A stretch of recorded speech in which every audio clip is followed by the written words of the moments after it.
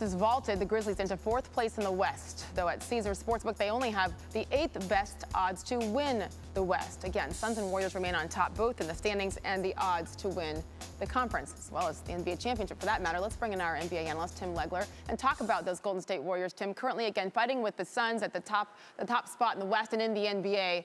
There's so much good, specifically with the Warriors, to look at. What stands out to you the most? Yeah, I think, Sage, we've been so consumed with the greatness of Steph Curry and particularly this chase for the three-point record. We focus so much on their offense because it is unique. It is special. It is fun to watch. But to me, their defense is the reason that this team now is a legitimate threat to win it all, and why I think they actually will win it all, assuming that they can get guys back and then stay healthy with their key guys. Their activity level, the amount of deflections, the number of help and recovers, the way they chase guys off the three-point line, it is special, and it's special every night, and that is a sustainable way to win.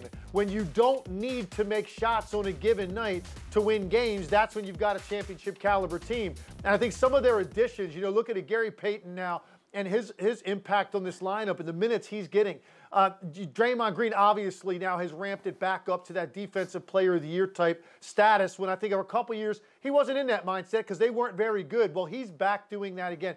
Otto Porter, 3 blocks last night. A great addition in his length on the wing position. So this is a team that takes the mentality every night. We're going to make your life miserable on the defensive end of the floor. And they know they've got plenty of offensive firepower, but that's not where they hang their hat. And I do not think we give them nearly enough credit for how good they are defensively. I think this is as good a defensive team as any of the teams that Steph Curry has played on since this team became a championship caliber team, even before Kevin Durant. Wow, that says a lot, Tim, because during that championship run, everybody talked about the offense and everything with Steph and Clay, but that defense was excellent then, so that gives us some context for sure.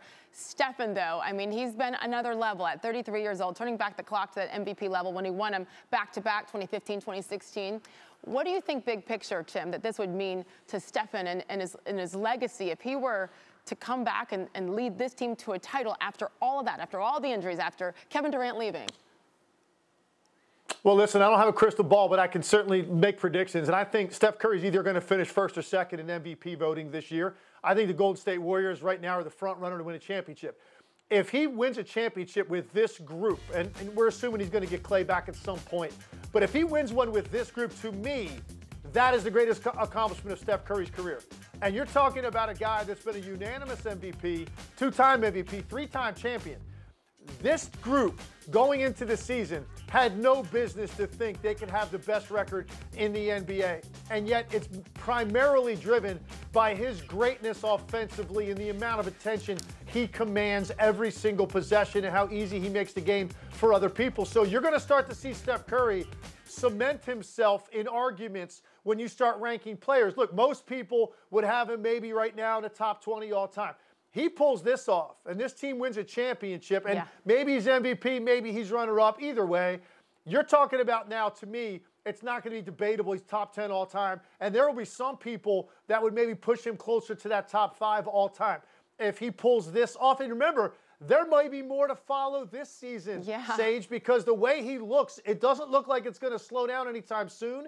And, you might have a full year with Klay Thompson next year. So who knows what still is in the bag for this group of guys. But for me, this is the cherry on a beautiful Sunday that we've already had out of Steph Curry. If he gets it done this year and gets this thing across the finish line with this particular group, because this was not a roster that was championship-worthy going into the season. No way. And everybody said after Kevin Durant left that they're done, this is over, they're aging, and it's incredible what they've done. Klay Thompson comes back.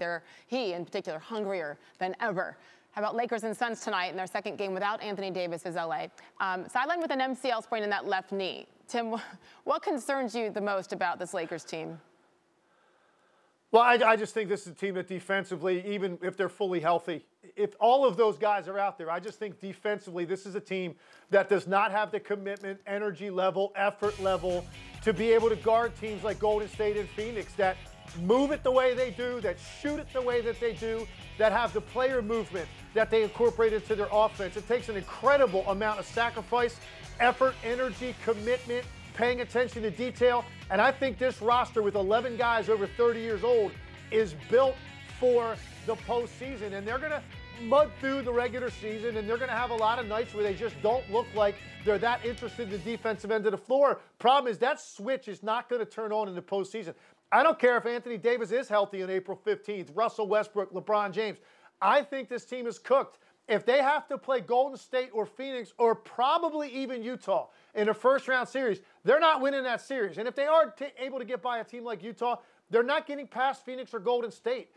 Those teams are too cohesive, and they make you work too hard on the defensive end of the floor. And, by the way, they're also elite-level defensive teams. So they're also going to make you have to earn it on the other end.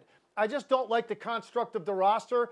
And I think where these guys are at in their career, very difficult to think that you can ramp it up for a 2-month run when most of the regular season has either been irrelevant or you're constantly dealing with guys in and out of the lineup. I think it's too much to overcome for the Lakers to where they're going to have to dig themselves out of. Thanks for watching ESPN on YouTube. For live streaming sports and premium content, subscribe to ESPN+.